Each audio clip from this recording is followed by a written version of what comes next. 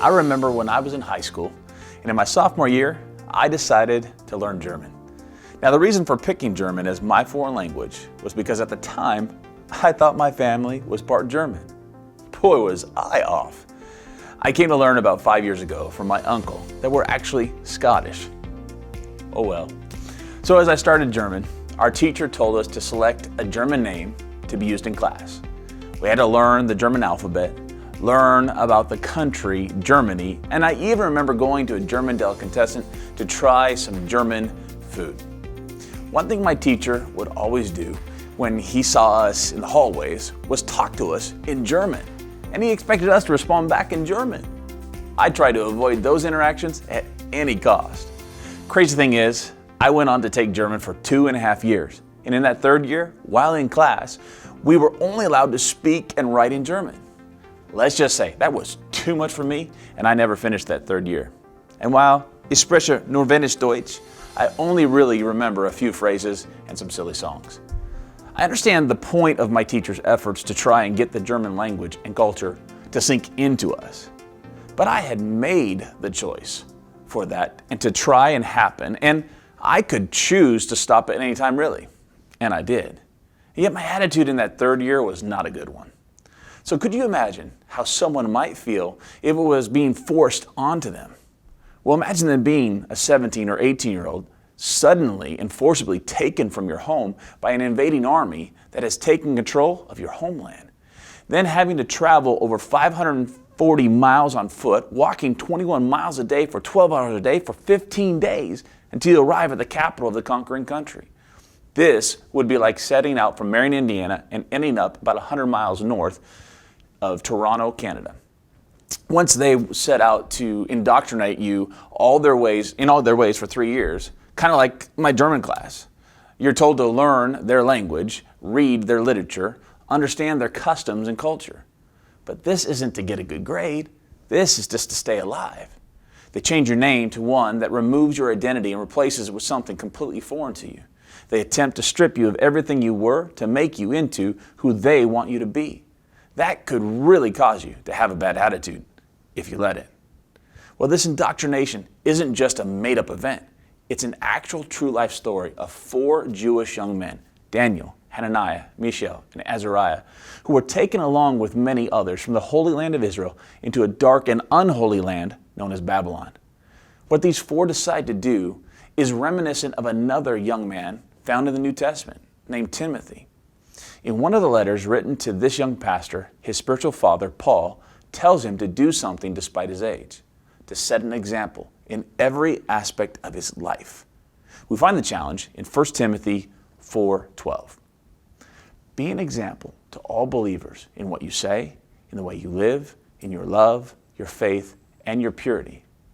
I believe this call from Paul to Timothy is not merely between 2 men. It is a call for you and me as well. It is called to live holy lives, or completely holy lives. To live a life that sets you apart from others around you. A life that makes you stand out in a good way, and doing it with a good attitude.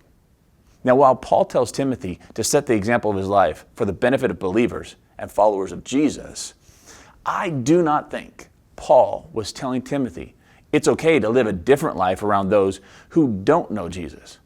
Like living 2 completely different lives with opposite lifestyles based on who you might be with. Yet far too many who say they follow Jesus do this very thing. They live lives that look no different to those they work with, live near, or attend school with, except for maybe what they do on Sunday mornings. Is that what this life is all about? I don't think so. And those 4 young men who found themselves in an unholy land chose to live holy lives. The results of their example of living set them apart in that foreign place in such a contrasting way that they were given promotions at work, protection from harm, and powerful insights into the mysteries of God and man. For the next 6 weeks, we'll explore how they lived holy lives in an unholy land called Babylon, because we need examples to follow while we live in our own modern day Babylon. We'll look at how they set examples in their speech, in their lives, in what they loved and had faith in, as well as their purity.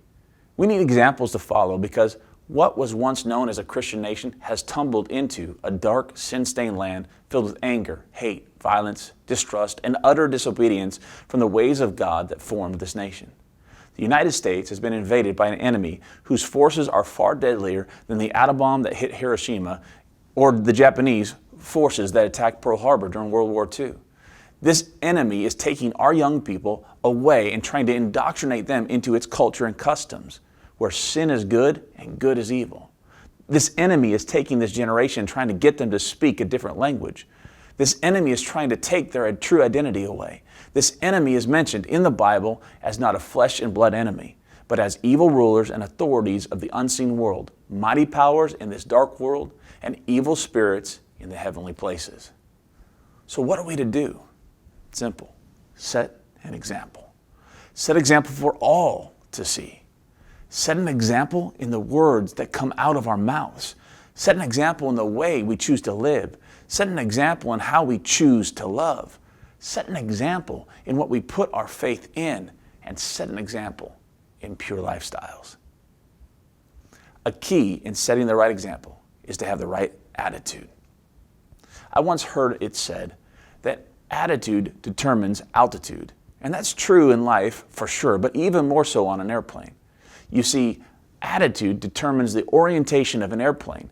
If the attitude is off its axis in relation to pitch up and down or bank side to side, then it will affect how high or low the plane will go. The attitude of a plane affects the altitude of the plane. So in life, if we have a right attitude, we will have our lives in a right position between us and God and us and others. That right attitude will allow you to go places you never thought possible in your life. This is what we see happen in the lives of Daniel, Hananiah, Mishael, and Azariah. In chapter 1 of Daniel, in the midst of their indoctrination to the customs and cultures of Babylonians, Daniel makes a request for he and the 3 other young men, a request to not eat what the others are eating. Why is that such a big deal? Because the foods of this foreign place are not things God wanted his people to partake in. They were unacceptable foods according to the law of Moses, and Daniel did not want to defile himself or make himself unholy. What things do we partake in that are unacceptable to God? What things do we allow into our lives that make us unholy? Things we will pursue more in the weeks to come. But for now, I want you to notice that the one with authority over Daniel, what he felt about Daniel. This is what it was. Now God had given the chief of staff both respect and affection for Daniel. And here's how Daniel spoke to this ungodly man. Please test us for 10 days on a diet of vegetables and water. Daniel said, at the end of the 10 days, see how we look compared to the other young men who are eating the king's food. Then make your decision in light of what you see. Because Daniel had the right attitude towards someone who wasn't godly and something he knew was wrong, he was given a chance to prove that God's way was better than the world's way. How often do we fight for what we know is right, but with horrible, hypocritical attitudes?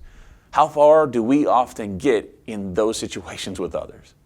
But what if we had a different attitude? What if we chose to let God's ways stand out instead of our opinions? Because Daniel had the right attitude, he wasn't just given the chance to prove God's way was the best, but God was given the chance to prove Daniel and his friends were the best. Just look at what the king of Babylon thought of these 4 young men.